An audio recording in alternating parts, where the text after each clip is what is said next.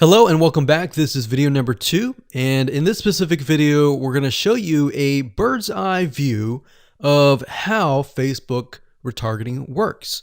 So you may have a general idea of how Facebook retargeting works, but my goal here is to kind of give you a visual mind map of how all the pieces connect together. Because if I jump in and start showing you to do this, to do that, and I don't explain what things are and why things are important, I know that you will get confused, and I don't want to overwhelm you, so that's the goal here. So let's dive in. Obviously, this is going to be the visitor, and the visitor comes to a website, a landing page, whatever page that you want. Let's say that it is a blog post, and it could be a specific blog post. It doesn't matter. So they visit this blog post, and on the blog post, in order for us to know that they visited the blog post, there's going to need to be a piece of code. And that piece of code is called a Facebook pixel. Now, I'm not going to talk about that right now, but all you need to know is that the Facebook pixel tracks them. I'm going to talk briefly about the Facebook pixel later on because it can get kind of technical. So all you need to know right now is a piece of code that tracks them. It lets us know that they have visited this particular blog post. Now, bear in mind that if you want to learn how to set things up with different scenarios, what do you do with an opt-in page? Or what do you do when you're trying to get somebody to fill out a form? Or what do you do when you're trying to sell a product? Well, I'm going to talk about different real-life examples in the next video. All right, so just keep that in mind. Let's just talk about the basics.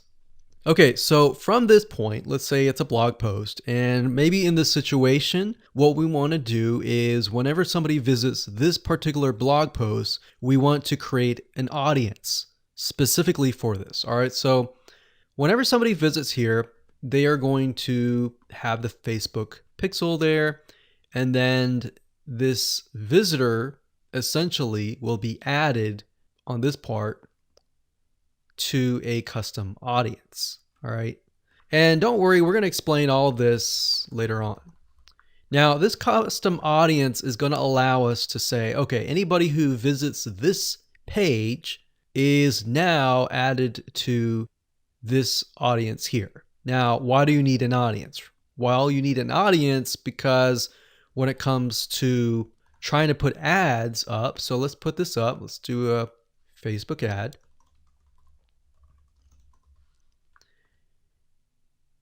We have to find a way to show this ad to this audience. So obviously from the custom audience here in the Facebook ad here, directionally, we are going to show the Facebook ad to anyone who visited this blog post. So this is a very, very basic Facebook retargeting. So let me repeat this. Let's do a recap. A visitor comes to the blog post, and this piece of code is just happens to be on this blog post, which will allow us to know, okay, this person visited it and they're segmented into this audience, and therefore we then show them Facebook ads on Facebook to this custom audience. So that is a very, very basic scenario. Now, it can get a little bit more tedious if you add more things like email opt-ins or everything else like that. But I just want to start with the basics. We'll talk about more about real life examples in the next video. Now, what you will need to learn is the Facebook pixel, how to use it, how to set up different things like triggers, different ways to work with variables. And the Facebook pixel is just more than a piece of code. It can track when somebody visits a page. It can track when somebody buys a product. It can track when somebody opts in. So in other words, if you want to know if a conversion happened, then you will need the Facebook pixel again.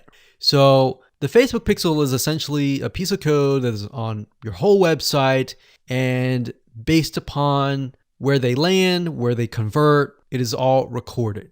So we'll talk more about that later on, but let's move on to the next video. And I'm going to give you some real life examples and real life scenarios. We're going to show you different mind maps for different scenarios so that you have an idea of kind of how things work.